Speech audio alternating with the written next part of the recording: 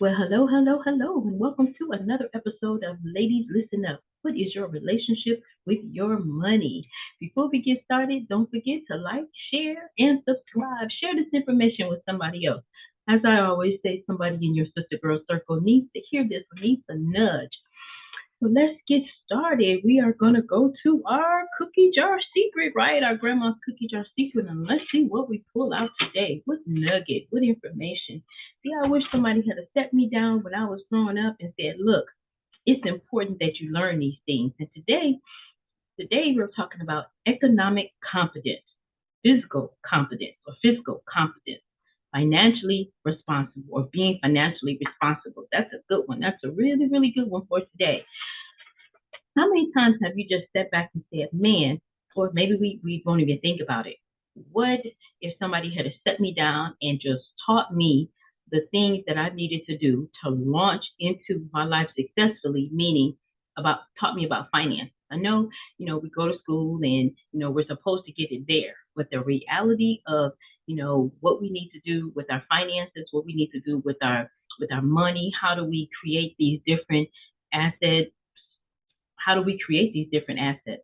What do we do? How do we do this step by step? Because sometimes it's just assumed that we got it in school or assumed that, somebody taught us. But I mean, if you really, really sit down and talk to the major or the masses, most people didn't just get this information. So hopefully this is really helping us to expand our knowledge base and for us to say, wow, there's something that I really need to do about my finances because this is not where I want to be. If emergency comes up, statistics show that 44% of Americans can't put their hand on $400 if you had a $400 emergency.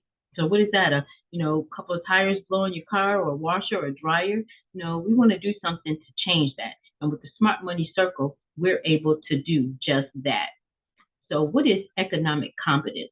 Economic competence is the ability to identify, expand, explore business opportunities. What is competence then? Let's break competence down. Competence means having the ability to do something well. Wow. And think about that. Are we budgeting well? Are we creating these pockets of assets? Are we doing it well? Okay. So let's pull up. I had a study here article that I was reading, and it's from the Harvard Business School.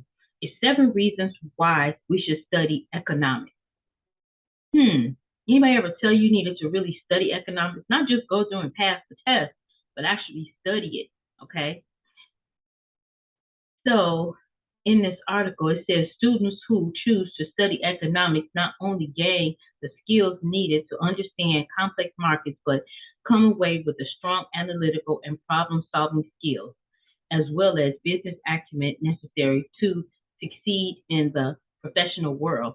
I want to take it though to not just the professional world, but also to your personal world. Because really, if you think about it, when you're running a household, you're actually running a business, right? You're running a business. You're making sure that everything is in order. Your budgets, your shopping, if you're raising children, or if you have an LLC, a business. Again, one of our asset classes. So it just depends on, what you are doing, but you are actually running a business. It's your business or your last name LLC, right? So let's look at what the 7 reasons for studying economics, what that means. Okay. So when you study economics, you expand your vocabulary. And when you expand your vocabulary, it gives you fluency in fundamental terms needed to understand how markets work. Wow. And I think that's great because, that's what we talk about when we deep dive into asset classes or into, learning how to create those diverse assets. You, you need to be fluent in what does the stock market mean? Dr. Liz, I heard you talk about gold and silver, right? Why is it important that I invest my money in gold and silver? Well, let's think about this. If you invest your asset class, if you invest your money in gold and silver, so what you're doing, you're not really purchasing gold and silver, but what you are doing is exchanging your dollars, which are depreciating, for a tangible asset, which is appreciating. So, for example, if you take that gold or silver piece that you purchased, say for, I'm gonna use that same example, $139. and you watch the market for that. There's tons of collectors out here that will actually purchase that coin for, I mean, hundreds, even thousands of dollars because it's a supply and demand. Because just like with we talked about expensive cars, I think it's Bugatti. They only make there was a sports 300 model. They only make 30 of those. And if I'm not mistaken, where did I have that note there? Just for an example, how things appreciate or how the supply and demand. So when it's high in demand and low in supply, they can ask for more. Just like when you do gold and silver. So if you have a coin that's rare and it's a collectible, and people are collecting them, and you have one of the ones that maybe out of 800, they make 800. Think about all the people in the world that are collectors. So I got this information about the Bugatti, and it's the sports or super sports 3000 plus. Bugatti will make only 30 of the vehicles. And hold on, let me tell you what that price tag is. They'll slap a $3.9 million price tag on them. Guess what? Because they're high in demand, low in supply. They create that. So that's another reason why it's good to have to start understanding the markets and understand, wow, this is a lot to know. That's why we take our notebook and we write down each lesson, each week, each episode that we come on, each workshop, take some notes from it. And then as you continue, you'll continue to expand. Remember, we talked about expanding your brain. It won't go back to its same size because once you're exposed to it, you're exposed to it. Now you're responsible for it. Okay. Okay. Number 2, you'll put new terms into practice.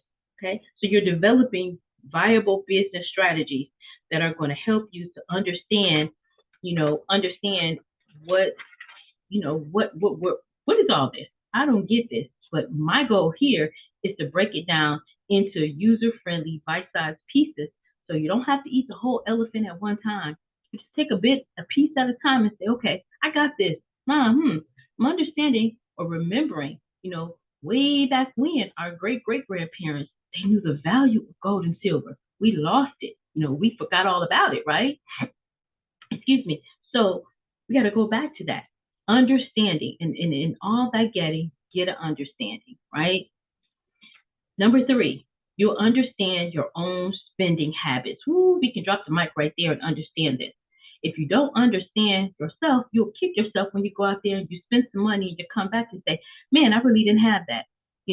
I love purses and I love shoes, right? Oh, and I love, love, love hats and jewelry and cars. Well, there's a lot, but just my point is when you know what your weakness is, you can help yourself to do better in that area, right? So understanding or studying economics, you'll understand your own spending habits, okay? You'll get an insight into your own spending habits and values, right? So there's a couple of techniques to learning that. It's called the willingness to pay. It's the WTP, according to this article, which was taken from Harvard Business School. It is the maximum amount that someone is willing to pay for goods or services. And so I remember when I used to work in a grocery store, that was one of my first jobs, when I was graduating from high school. And I remember hearing in some of the meetings how they place subliminal messages in the music. So when you go in, you'll want more of certain things, right? They'll kind of steer you to that. You don't know that they're tapping into your brain, but that's how marketing works. They want to take up a maximum space of your brain, of your mind, of how you think, so that now you'll think that's your own idea, and it's actually not your idea. It's been placed there subliminally.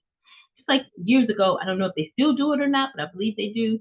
When you go to the movie theaters, there would be and it's so quick that it's like your eye pick it up or your subconscious, your mind picks it up, but your eye really can't see it. So you're enjoying the movie. All of a sudden, yeah, because of the smell of the popcorn or because of the smell of the popcorn, but they would actually have, the icy Coca-Cola or Pepsi or pop or whatever, pouring it into a glass of ice and how the ice crackles to make you get thirsty, or salty popcorn makes you get thirsty, right? Or makes you want something to drink. All of these things are marketing techniques and marketing tools to help you spend more. Even when you go into the grocery stores and you have, all of the items that are placed at the checkout.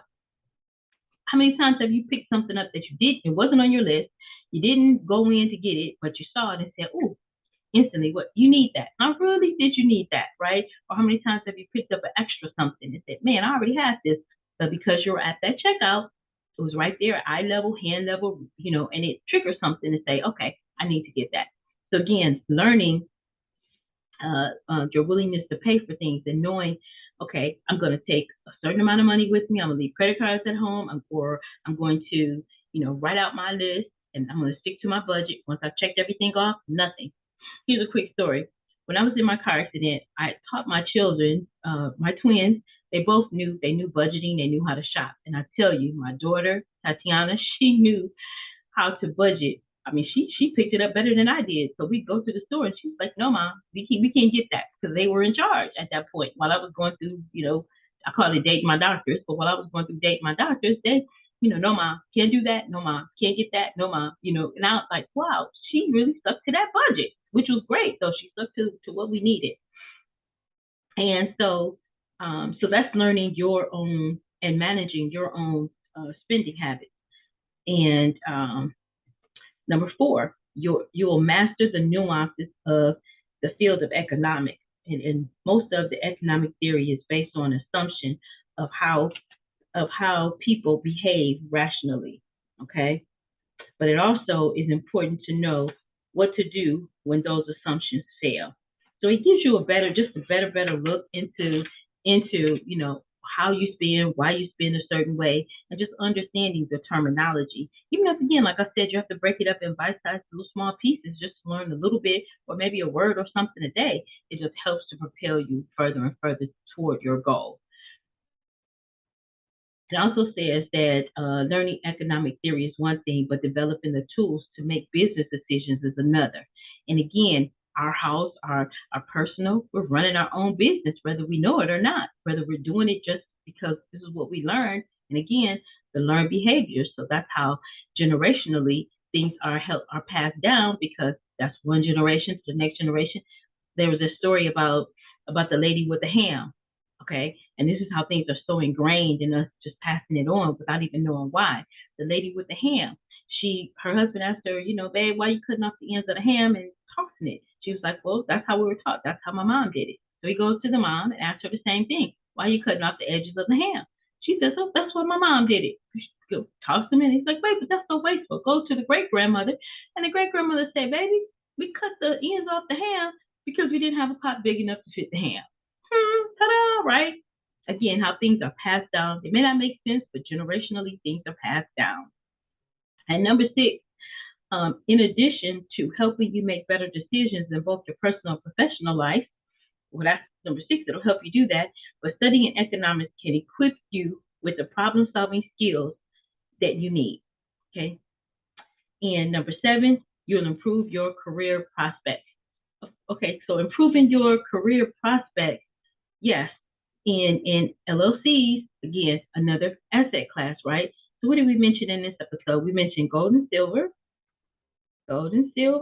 and we mentioned LLCs, your own small business. And, I'm not a tax professional, accountant, or an attorney or anything like that, but we are getting tips to help us to better manage our money, to help us to move towards building a diverse asset class portfolio, a balanced portfolio, and then to help us to instill some of our purchases where, like, we're purchasing things that are depreciating, like we buy a car and we take it, unless we're collecting and it's going, anything like that.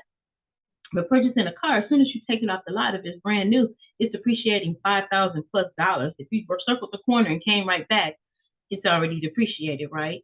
So it's like it behooves us to really get a better understanding of what things are worth, and where we're spending our money, and what do we really need, having some discipline. It only takes us a short amount of time, relatively short amount of time, to develop, what is it, 21 days to develop a new habit, to help yourself to be disciplined and say, no, I don't need that. It's going to go in the closet. It's going to go on the shelf. It's going to go what have you.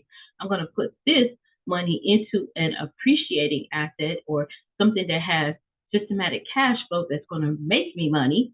And then I can live off the return on investment versus me spending out of out of my, Lisa Nichols talk about the cup. I just love that analogy. She said, you should give out of your saucer. That means that your cup is overflowing, right? Think about a teacup, it's overflowing. So I just wanted to hop on today just to give us a little bit more understanding and a little bit more about mindset, because we can have all of the asset classes spelled out for us. We can have the steps to get there, but we'll never take that first step or execute if we don't get in here and start cleaning out some of that stinking thinking that we got going on up in here. Until we clean this out and until we map out a plan and then start working that plan one day at a time. All right. So until next time, don't forget to listen, learn, and leverage the information. I hope we are keeping up with our books because by the time we finish, we're going to have a thick book. Here's another one of my books because you'll have them all over the place. But we are going to have a thick book full of useful tools that we can actually start to execute on them. And we don't have to fill the book up. It's 140 pages. But as we go, we'll start adding more and more and more to our story. Alrighty, don't forget to like, share, and subscribe. Share this information with somebody else. Somebody in your sister girl circle need a little bit of a nudge to say, hey, listen up. Alrighty, bye for now and stay fearless.